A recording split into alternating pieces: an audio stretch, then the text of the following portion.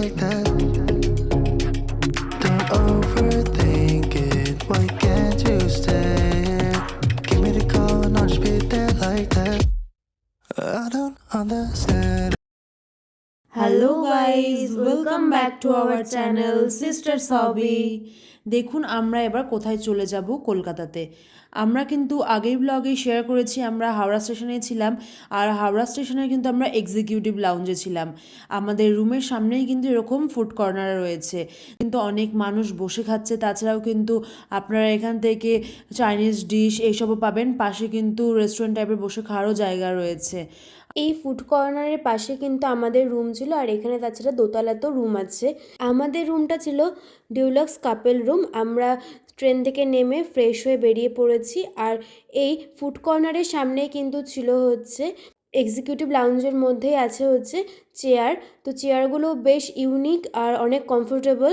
এই যে দিদির পিছনে যে চেয়ারগুলো দেখা যাচ্ছে সেগুলোতে কিন্তু আপনারা পার আওয়ার 50 রুপিস করে পে করে কিন্তু এখানে এত সুন্দর প্লেসে বসে থাকতে পারবেন। দেখুন আমরা কিন্তু উবেরটাও বুক করে নিয়েছি, কিন্তু বাইরে প্রচণ্ড বৃষ্টি হচ্ছিল এই দিন, তার জন্য আমরা একটু ওয়েট করছি। উবের ড্রাইভারও বললো যে আপনারা একটু ওয়েট করুন, বৃষ্টি কমলে আসবেন। তো ওকে, আমরা এবার বৃষ্টি কমার পরেই উঠে পড়েছি গাড়িতে। আর এই লাউঞ্জে কিন্তু একদম উল্টো দিকেই উবের স্ট্যান্ড। একদম আপনাকে বেশি হাঁটতেও হবে না, আপনারা চাইলে একদম জাস্ট রোডটা ক্রস করলে উবের উঠতে পারবেন। দেখুন আমরা চলে যাচ্ছি কিন্তু কলকাতার ফেমাস মল কুইস্ট মলে। আর দেখুন রাস্তাটা এত সুন্দর, আর এই দিন বৃষ্টি পড়ছিল, তো তাই জন্য ওয়েদারটাও ভীষণ ভালো লাগছিল। তো দেখুন আমরা একদম কুইস্ট মলের গেটের সামনে চলে এসেছি, আর মলটা কিন্তু ভীষণ সুন্দর। আমরা এবার উবের থেকে নেমে এবার ঢুকে পড়ছি মলের ভেতর। দেখুন বৃষ্টি পড়েছে আর চারদিক কিন্তু জল বেশ একদম স্লিপি হয়ে রয়েছে, তো একটু সাবধানে সবাইকে চলতে হবে।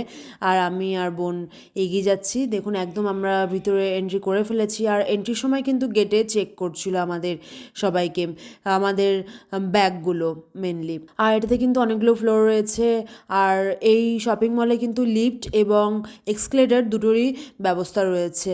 এখানে কিন্তু অনেক নামি দামি কোম্পানির শোরুম রয়েছে, ইন্টারন্যাশনাল ন্যাশনাল দুটো কোম্পানির শোরুমই রয়েছে এখানে। আমি মা বাবা বোন সবগুলো দেখছি, আর আমাদের টুকটাক একটু শপিং করারও ব্যাপার ছিল, কারণ নেক্সট দিন আমাদের আবার ট্রেন ছিল। আর আপনারা সেটা দেখতেই পাবেন যে আমরা কোথায় গিয়েছি। আমাদের ব্লগটা দেখতে থাকুন এবং চ্যানেলটা সাবস্ক্রাইব করে রাখলে কিন্তু আপনারা আমাদের নেক্সট ট্যুর ব্লগগুলো দেখতে পাবেন যে আমরা কোথায় গেছি। যদিও আমরা সেরকম বেশি কিছু শপিং করিনি, আমরা মালদা থেকেই আমাদের ট্যুরে যাওয়ার জন্য সমস্ত শপিং করে নিয়ে গেছিলাম। জাস্ট 2-3টা জিনিস কেনা বাকি ছিল, তো সেটাই আমরা এখান থেকে কিনে নিয়েছিলাম।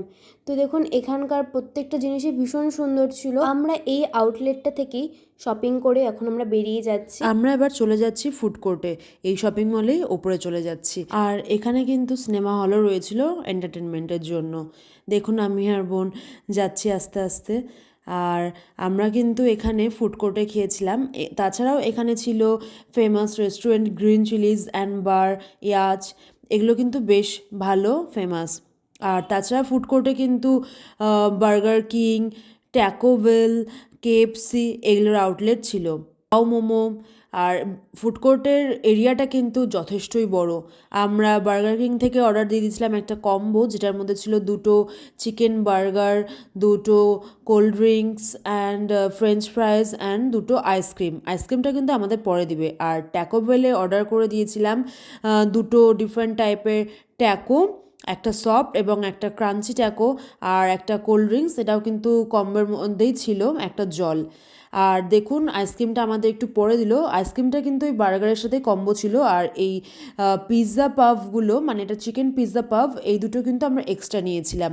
আর বার্গার কিংয়েও কিন্তু আমাদের ফ্রেঞ্চ ফ্রাইজ দিয়েছিল। বার্গার কিংয়ের ফ্রেঞ্চ ফ্রাইজেস থেকে ট্যাকোর ফ্রেঞ্চ ফ্রাইজটা বেশি ভালো ছিল।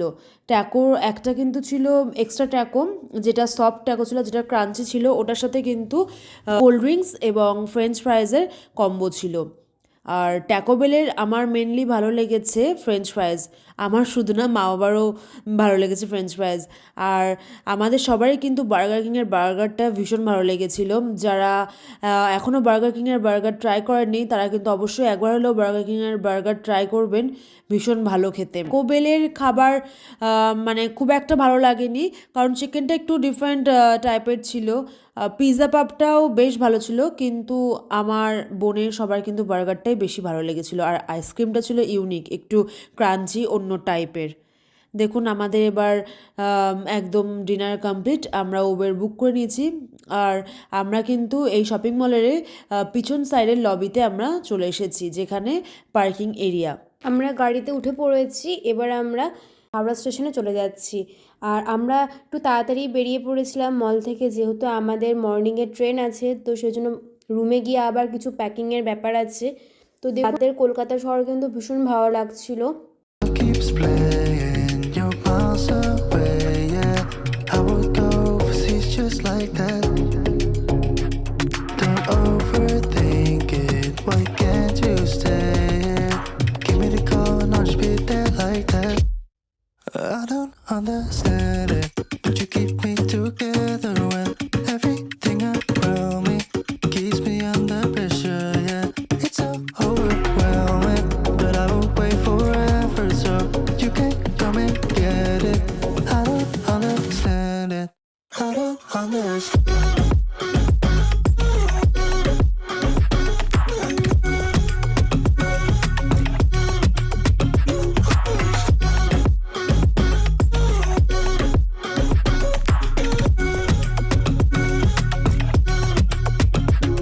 Why try so much to get back?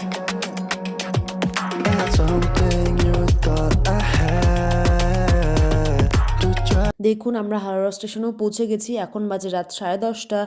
আর এই দিক দিয়ে কিন্তু আমরা ঢুকে পড়ছি একদম আমাদের এক্সিকিউটিভ লাউঞ্জের সামনে। যখন আপনারা নামবেন তখন কিন্তু একদম আপনাদের এক্সিকিউটিভ লাউঞ্জের সামনেই উবেরটা থেমে যাবে। আর যখন আপনারা উবেরে উঠবেন তখন কিন্তু আপনাদের রোডটা জাস্ট ক্রস করে উঠতে হবে। দেখুন এটা 21, 22, 23 প্ল্যাটফর্মের সামনে, এই যে এটা আমাদের গেট এক্সিকিউটিভ লাউঞ্জের, ওখানে কিন্তু আমরা নেমে পড়বো। গাড়িটা জাস্ট ঘোরাচ্ছে এই সাইড থেকে ওই সাইডে, ইউটার্ন নিয়েই চলে আসলো এই সাইডে।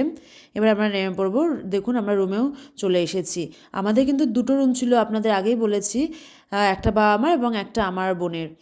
আমরা এবার লকটা খুলে রুমে ঢুকে পড়বো, আর তারপরে দেখিয়ে দিচ্ছি আমরা টুকটাক কি শপিং করলাম। Overwhelming, but I won't wait forever, so you can come and get it. I don't understand it, I don't understand. আমরা বাবার জন্য একটা বিচ ওভার স্যান্ডেল নিয়ে নিয়েছিলাম, আর নিয়ে নিয়েছিলাম একটা ওয়াটার বটল। বোতলের কোয়ালিটি এবং জুতোর কোয়ালিটি দুটোই কিন্তু ভীষণ ভালো, আর জুতোটা কিন্তু একদম বিচের জন্য পারফেক্ট। সো গাইস, আমাদের ব্লগটা এখানে শেষ করছি, দেখা হচ্ছে নেক্সট ব্লগে। সবাইকে টাটা।